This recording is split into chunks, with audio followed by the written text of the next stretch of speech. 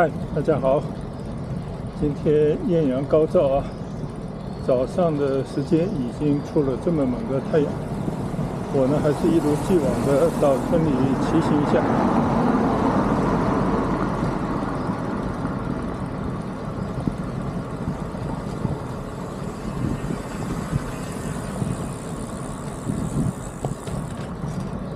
今天呢还有一个任务啊，其实是一个学习任务。从我的胸前的镜头可以看到啊，把上呢今天装了一个新装备啊，这是我刚刚买的全景摄像机。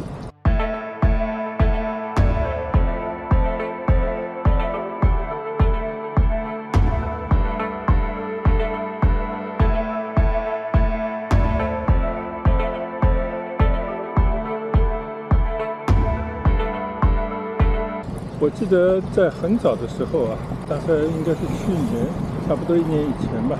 有一回在上海的一个村庄骑行，看到天然的美景，田园的风光啊，突然就想起啊，我在网上有看到网友分享的用他的360相机拍摄的，这种感觉啊，让我很震撼。特别呢，我在骑行的过程当中啊，我的眼睛都是盯着前面，但是呢，我的余光呢是可以看到我的左右啊，甚至是上方的一些景物。有时候呢，我也会跟大家做一些介绍，赞叹一下我看到这些美好的风景。但是呢，苦于啊，我的镜头只是向前拍，没有办法给大家展示我身边左右两侧啊，甚至是我的头顶上空的天空的一些变化。所以我就在想，我什么时候呢也想拥有一个这样的相机。只不过呢，我作为一个骑行的菜鸟，主要呢就是骑行是为了锻炼身体的，只是在锻炼身体的过程当中呢，显得有些无聊，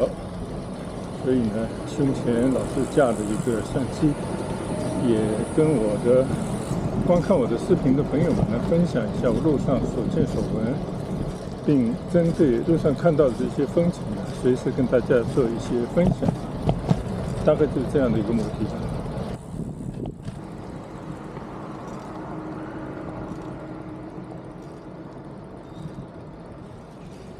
视频。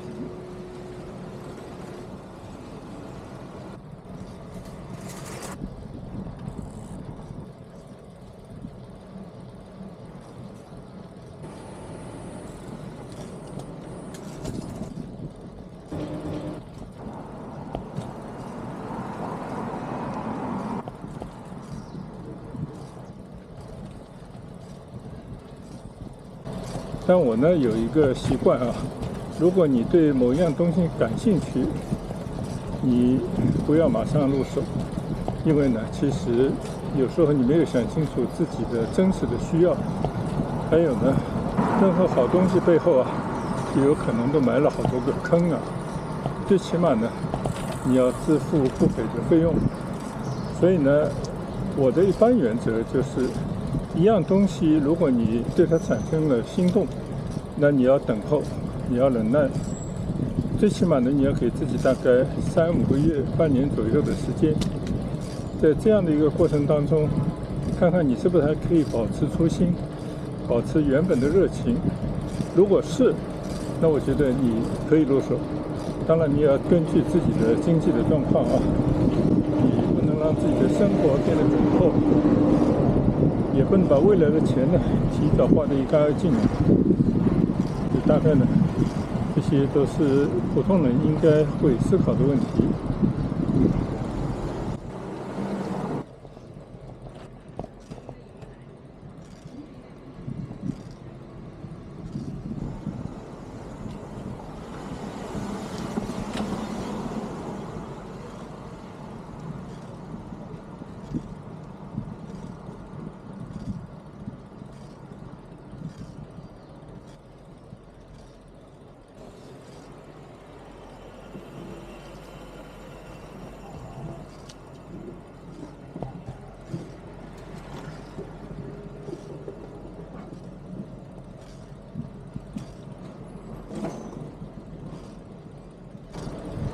今天早上呢，我就把刚刚入手没多久的一个360全景的相机呢，绑到了我的车把上。其实相机本身呢，就是一个小相机而已，它有很多的一些辅助的设备啊，你必须要去增添。比方说有骑行的这样的套装，必须要有一个固定得住的，不让相机掉下来损坏的强壮的支架。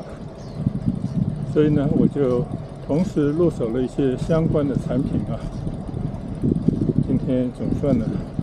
下了决心，出来试骑行一下，拍摄一下啊，看看这个新的相机的效果。再加上我胸前绑得的经常使用的一个 GoPro 相机，两个呢做一个组合啊。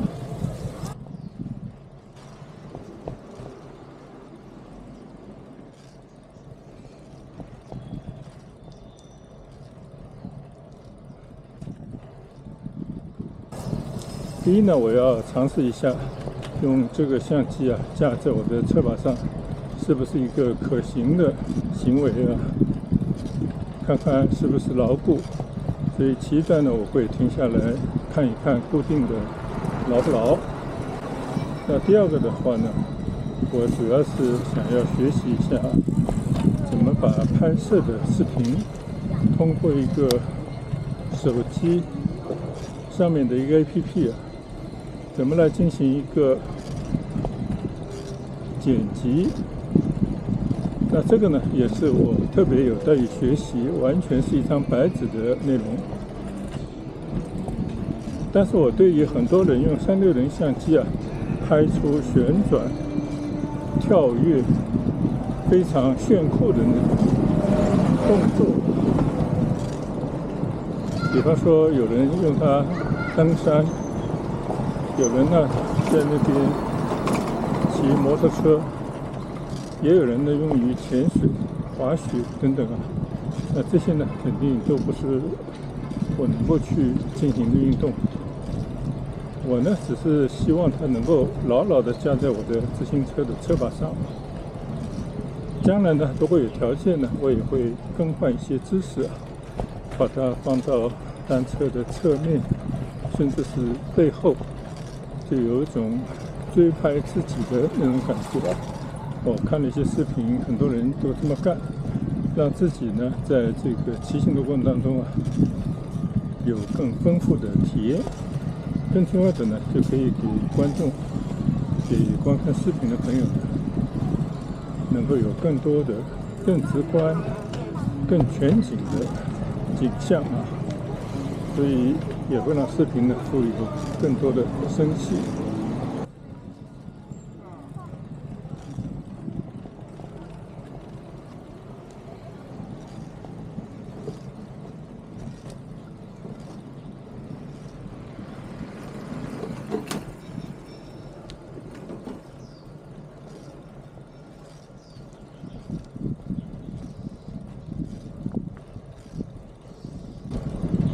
现在呢，我骑到了祈福湖的这一侧，看到不少人呢在散步道上跑步，但更多的人呢是骑着他们的小电驴啊，匆匆出门上班。那村内的道路上呢，一如既往的停满了私家车。你看，很多私家车呢都被贴了这样的警告词。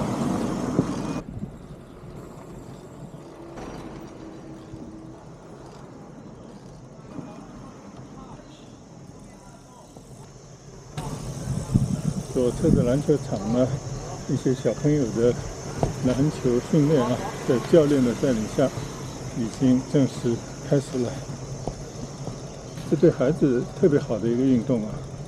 篮球呢，不但能增加自己的体质啊，因为它需要能跑，更重要的，它能够培养大家集体合作这样的团队精神。我的右侧呢，是一些体育锻炼的单杠啊、双杠啊等等。现在呢，我骑上一个坡啊，那这个坡呢，在祈福里面啊，也排得上的一个小陡坡。但是最近我发现我骑这样的小坡呢，好像没什么太大问题。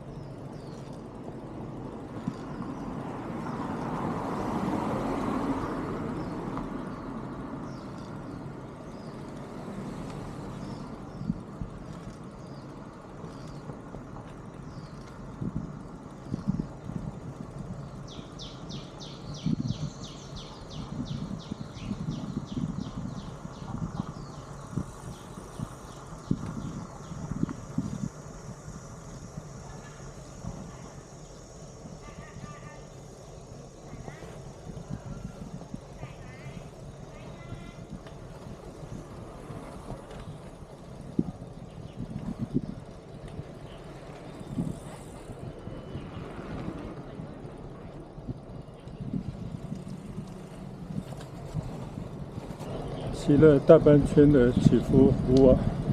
刚刚还出大太阳的天气呢，现在稍稍有些转阴啊。但今天呢，其实10点钟左右，天气预报呢是有下雨的这样的预报，所以呢，这也是为什么今天不想骑到外面，因为我也不清楚这个相机的防水能力如何，还是悠着点啊。所以今天上午就全当只是在村里面啊，适应一下这个新的相机放在车把上啊，它的稳固程度，再加上呢，我回去以后，现在还是一张白纸啊，我要好好的去学习一下，怎么通过这些点击的软件啊，好像有点难以操作，但我相信一定是能够学得会的啊。其实我也就是学一些最简单的编辑的技能就好。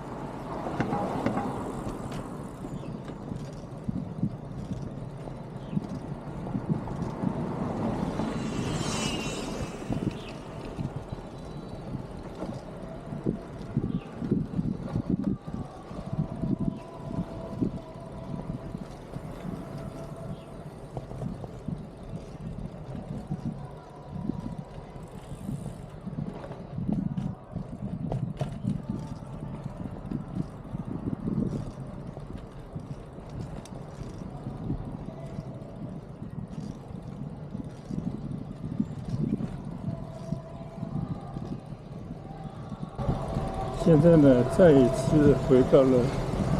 怡湖湾畔啊，这些高楼下面。第一次装上这个360相机啊，我的余光呢还是经常会触碰到这个相机，总觉得我眼前还是有个东西的存在啊。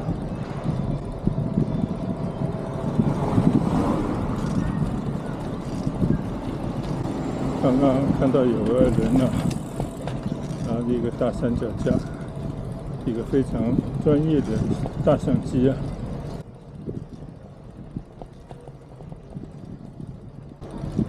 可能是初次面对这样的镜头在那讲话，总是怕讲错话。你越是怕呢，越是容易讲错话。再加上呢，路上毕竟还是有很多的行人啊，你要进行及时的避让，所以呢，你讲话的过程当中啊，经常会被打断啊，就显得非常的不连贯。那这些呢，恐怕是面对的镜头，你要慢慢的克服。但是呢，它有个好处啊，它可以通过编辑的时候呢，你讲的比较流畅的那段，或者你想呈现自己面孔的那一面呢，你可以把它呈现出来。另外的镜头呢，你可以通过一些剪接来调整，把它调整到你的正前方你的左侧或者右侧等等。所以这样的话呢，也可以避免你有很多讲错话的时候呢，你还可以通过编辑来做一些补救，不会显得特别的尴尬，或者让观众呢听你的声音或者看你说话的样子呢，显得特别的生涩啊。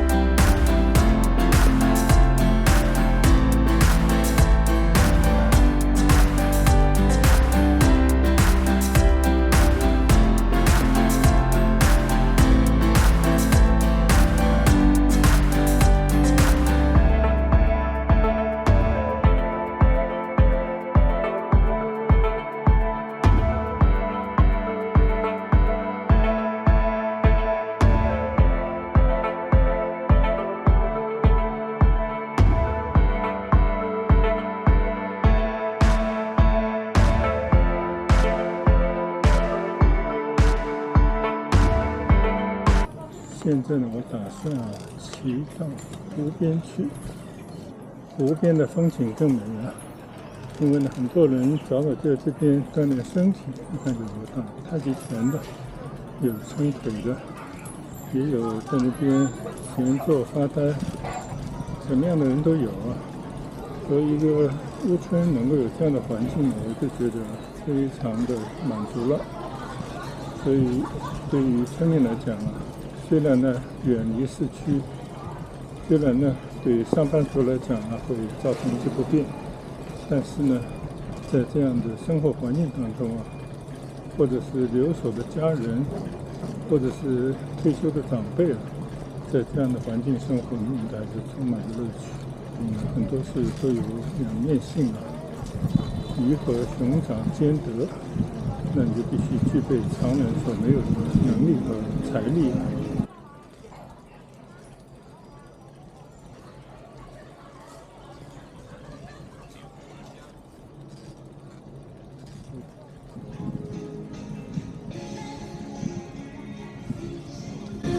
这边起来听到法国歌曲。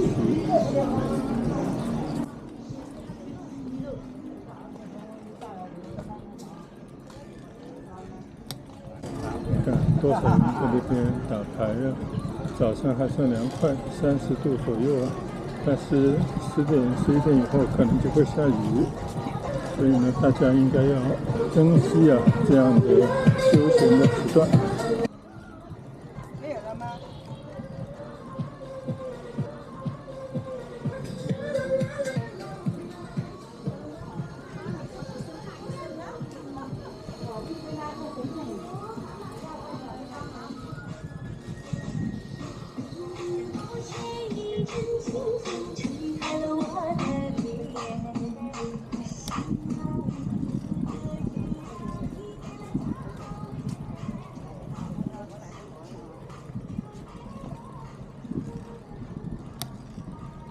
今天呢，因为是第一次驾着这个相机在车道上，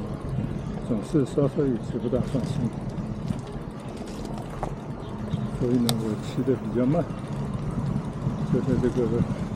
小道当中啊，缓缓的骑行，也更能够享受一下啊湖畔的美景。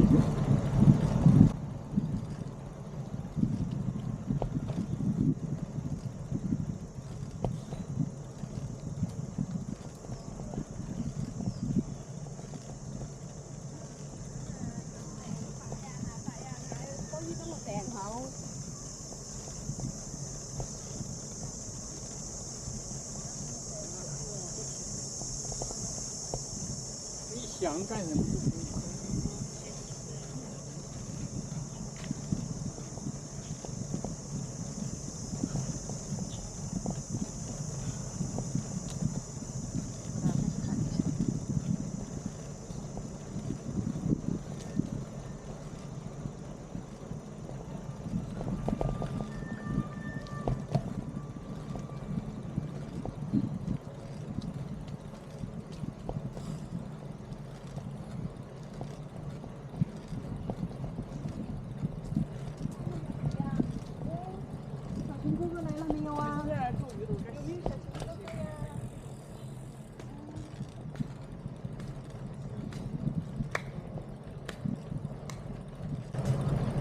我试了一下这个支架啊，好像卡得还挺牢，没有任何的松动啊。看来呢，这个是一个骑行拍摄的工具，能够让拍到的视频一些镜头前的风景更加的丰富多彩。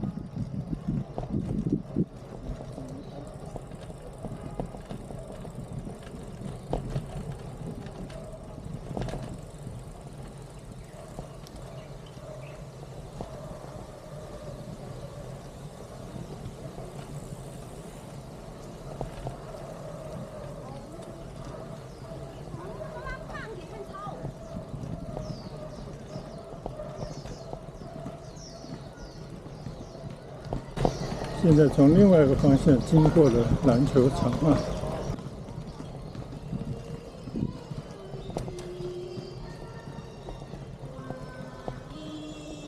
现在很多中国人呢，逐渐摆脱以往那种非常内向的性格，就已经习惯于在大庭广众面前说话，在那边唱歌跳舞。当然有时候呢，更多人是结伴而行啊，以壮胆色。我相信呢，随着经济成长，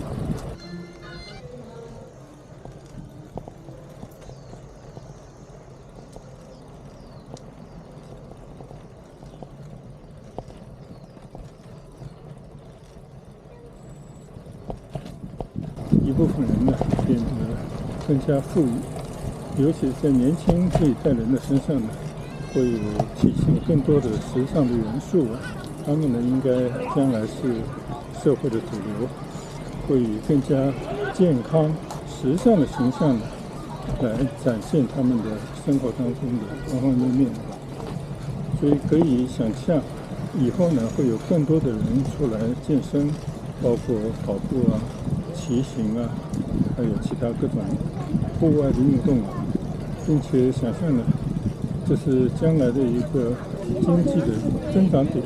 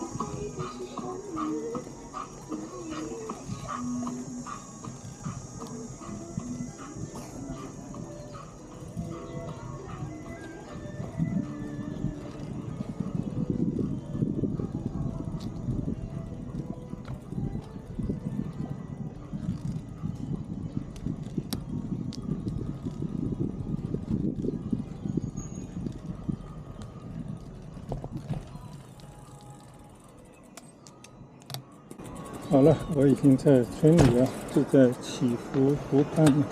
转了几个来回了，消磨了20-30分钟的时间。今天呢，我们就不要太过留恋了。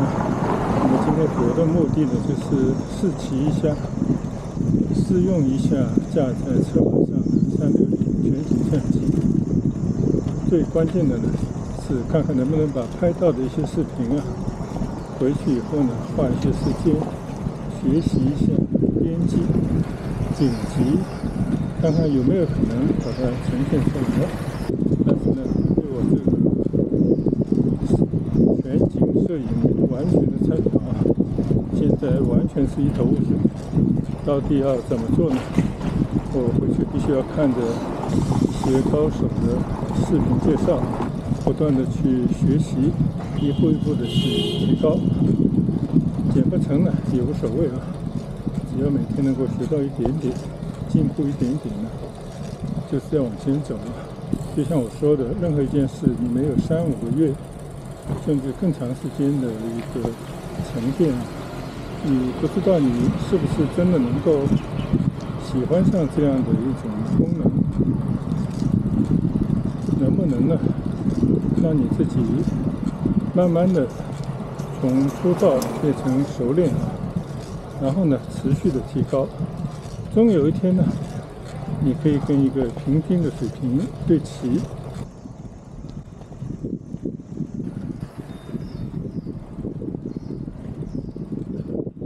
好了，就在这边打住啊，跟大家说一声谢谢，谢谢大家一贯的跟随和支持。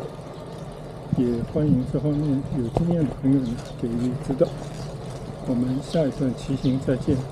拜拜。